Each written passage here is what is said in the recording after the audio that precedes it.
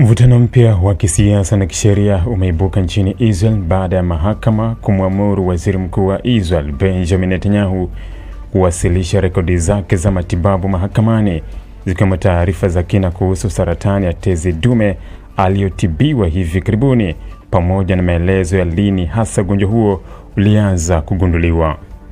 Uamuzi huo umeongeza presha kwa Netanyahu, ambaye tayari anakabiliwa na migogoro mingi ya kisiasa, maandamano ndani ya nchi, pamoja na ukosoaji unaohusiana na uongozi wake wakati wa migogoro ya kikanda.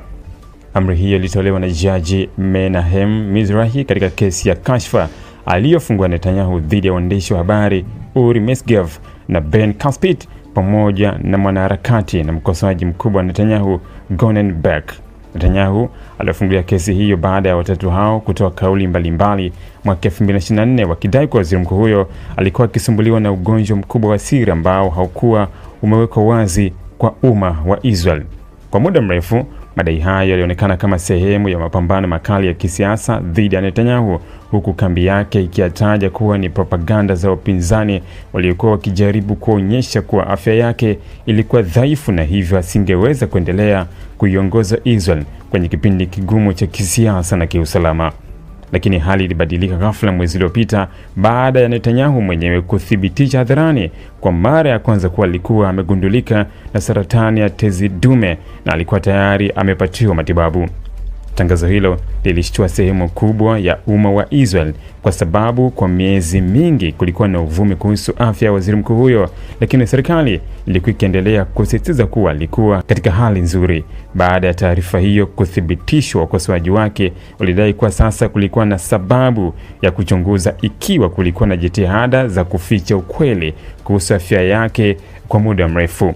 Katika hatua iliyozidisha uzito wa kesi hiyo, mwandishi Uri Mesgev aliwasilisha ombi rasmi mahakamani akitaka madaktari waliomhudumia Netanyahu waitwe kutoa ushahidi. Miongoni mwa waliotajwa ni Dr. Bekovis ambaye anaongoza kitengo cha afya cha waziri mkuu, pamoja na Profesa Aaron Popoza ambaye alihusika moja kwa moja katika matibabu ya saratani ya Benjamin Netanyahu. Mesgev aliambia mahakama kuwa ushahidi wa madaktari hao ni muhimu ili kubaini kama madai yaliyotolewa mwaka 2024 yalikuwa ya uongo au kama kulikuwa tayari na dalili za ugonjwa huo kabla ya Netanyahu kutangaza hadharani.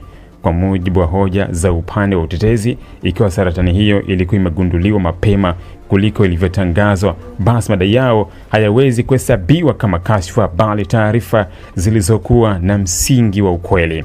Katika uamuzi wake, Jaji Mizrahi alisema kuwa Netanyahu atalazimika kuwasilisha faili kamili ya matibabu ifikapo Mei 13.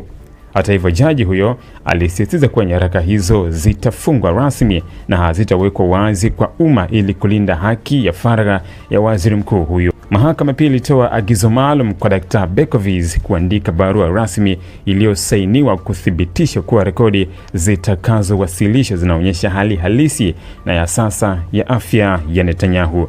Zaidi ya hayo, jaji huyo aliagiza kuwa barua hiyo lazima ijumuishe maelezo muhimu kuhusu muda ambao saratani ya Netanyahu iligunduliwa kwa mara ya kwanza. Kipengele hicho ndicho kinachoonekana kuwa kiini kikubwa cha kesi hiyo, kwa sababu kinaweza kuamua ikiwa madai yaliyotolewa waandishi wa habari yalikuwa na msingi au la. Wachambuzi wa sheria nchini Israel wanasema uamuzi huo ni wa nadra sana kwa sababu unamshinikiza kiongozi wa taifa kutoa taarifa nyeti za kiafya ndani ya mchakato wa mahakama. Wengine wanaona kuwa kesi hiyo inaweza kuweka historia mpya kuhusu kiwango cha uwazi kinachotakiwa kwa viongozi wa kisiasa nchini Israel, hasa kuhusu afya zao wanapokuwa madarakani. Ili kuwa mwanafamilia bora wa Global TV, usisahau kusubscribe, like, kushare na kucomment. Baada ya kusubscribe, bonyeza alama ya kengele ili kupata taarifa kwa kila video inayopanda Global TV Online.